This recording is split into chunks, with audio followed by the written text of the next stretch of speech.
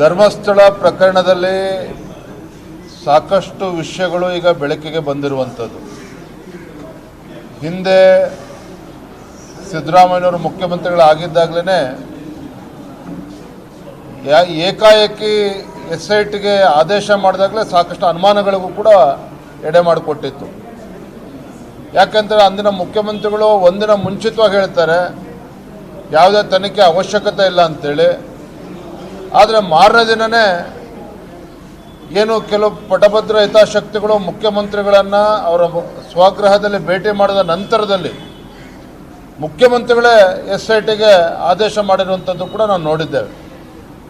ಇದು ಮೇಲ್ನೋಟಕ್ಕೆ ಗೊತ್ತಾಗ್ತದೆ. ನಾವು ಅವತ್ತು ಕೂಡ ನಾವು ಹೇಳಿದ್ವಿ, ಭಾರತೀಯ ಜನತಾ ಪಾರ್ಟಿ ಧರ್ಮಸ್ಥಳ ಚಲೋ ಒಂದು ಬೃಹತ್ ಪ್ರತಿಭಟನೆಯನ್ನು ಕೂಡ ನಾವು ಹಮ್ಮಿಕೊಂಡಿದ್ವಿ. ಇದು ಬಹಳ ದೊಡ್ಡ ಷಡ್ಯಂತ್ರ. ಧರ್ಮಸ್ಥಳ ಮಂಜುನಾಥೇಶ್ವರನ ಸನ್ನಿಧಿಯಲ್ಲಿ ಒಂದು ಕಳಂಕ ತರುವಂಥ ಒಂದು ಷಡ್ಯಂತ್ರ ನಡೆದಿತ್ತು.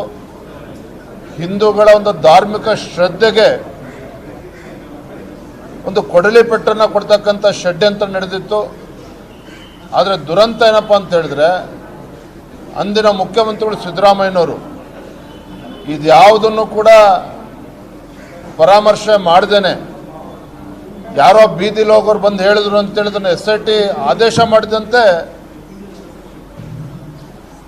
ಸರಿಯಾದ ನಿರ್ಧಾರ ಆಗಿರಲಿಲ್ಲ ಅಂದಿನ ಕಾಂಗ್ರೆಸ್ ಸರ್ಕಾರದ್ದು. ಈಗ ಗೊತ್ತಾಗ್ತದೆ ಯಾವ ರೀತಿ ನೂರಾರು ಕೋಟಿ ಇದರಲ್ಲಿ ಇನ್ವಾಲ್ವ್ ಆಗಿದೆ, ನೂರಾರು ಕೋಟಿ ಇದರಲ್ಲಿ ತೊಡಗಿಸ್ಕೊಳ್ತಾರೆ ಅಂತ ಹೇಳಿದ್ರೆ ಈ ವಿದೇಶಿ ಶಕ್ತಿಗಳ ಕೈವಾಡವು ಇದ್ರದ್ದು ಎಷ್ಟಿದೆ ಅನ್ನೋದು ಕೂಡ ತನಿಖೆ ಆಗಬೇಕಾಗ್ತದೆ. ಆದರೆ ನಮಗೆ ನೋವು ತಂದಿರುವಂಥದ್ದು,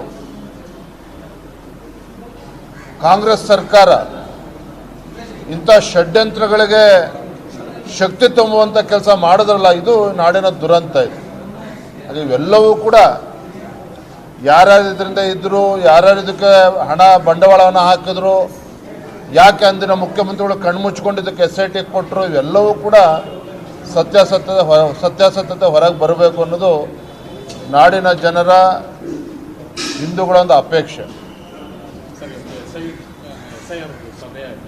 ಶಾಸಕರುಗಳು, ಸಂಸದರು ಮತ್ತು ಮಾಜಿ ಶಾಸಕರು, ಸಂಸದರು, ಮಾಜಿ ಸಚಿವರೆಲ್ಲರೂ ಭಾಗಿಯಾಗಿದ್ದಾರೆ. ಶಾಸಕರು, ಮಾಜಿ ಶಾಸಕರು ಮತ್ತು ಚುನಾವಣೆ ಸ್ಪರ್ಧೆ ಮಾಡಿದಂಥ ಪ್ರಮುಖರ ಜೊತೆಯಲ್ಲಿ ಏನು ಮತದಾರರ ಪಟ್ಟಿಯ ಪರಿಷ್ಕರಣೆ SIR ಇದ್ರ ಬಗ್ಗೆ ಚರ್ಚೆಗಳು ಆದವು. ಬಹುತೇಕ ಎಲ್ಲ ಮುಖಂಡರ ಅಭಿಪ್ರಾಯ ಏನು ಅಂತ ಹೇಳಿದ್ರೆ, ಕೇಂದ್ರ ಚುನಾವಣಾ ಆಯೋಗ ತೀರ್ಮಾನ ಮಾಡಿದ ನಂತರ ನಡೀತಾ ಇರುವಂಥ ಈ SIR ರಾಜ್ಯ ಸರ್ಕಾರ ಎಲ್ಲೋ ಕಲ್ಲು ಹಾಕುವಂಥ ಕೆಲಸ ಮಾಡ್ತಾ ಇದ್ದಾರೆ. BLOಗಳಿಗೆ ಸರಿಯಾದ ರೀತಿ ಮಾರ್ಗದರ್ಶನವನ್ನು ಅಥವಾ ಆದೇಶವನ್ನು ರಾಜ್ಯ ಸರ್ಕಾರ ಮಾಡ್ತಾ ಇಲ್ಲ. BLOಗಳನ್ನು ದುರುಪಯೋಗ ಪಡಿಸ್ಕೊಂಡು ಅಂದರೆ ಯಾವ ಉದ್ದೇಶದಿಂದ SIR ಆಗ್ತಾ ಇದೆಯೋ, ಡೂಪ್ಲಿಕೇಟ್ ಹೆಸರನ್ನು ಕೈ ಬಿಡುವಂಥದ್ದಾಗಲಿ, ಸತ್ಯದ ಹೆಸರು ಇನ್ನೂ ಕೂಡ ಮತದಾರರ ಪಟ್ಟಿಯಲ್ಲಿದೆ ಅದನ್ನು ಕೈ ಬಿಡತಕ್ಕಂಥದ್ದು ಹೆಸರಾಗಲಿ, ಈ ಥರ ಸ್ವಚ್ಛಗೊಳಿಸ್ತಕ್ಕಂಥ ಕೆಲಸನ ಆಗಬೇಕಾಗಿದೆ. ಇದು ಸರಿಯಾದ ರೀತಿಯಲ್ಲಿ ಕರ್ನಾಟಕದಲ್ಲಿ ಆಗ್ತಾ ಇಲ್ಲ. ಇದಕ್ಕೆ ರಾಜ್ಯ ಸರ್ಕಾರ ಎಲ್ಲೋ BLO ಮುಖೇನ ಅಡ್ಡಿಪಡಿಸುವಂಥ ಕೆಲಸ ಮಾಡ್ತಾ ಇದ್ದಾರೆ ಅನ್ನೋ ಭಾವನೆ ಬಹುತೇಕರು ಎಲ್ಲರಲ್ಲೂ ಕೂಡ ವ್ಯಕ್ತ ಆಗಿರುವಂಥದ್ದು.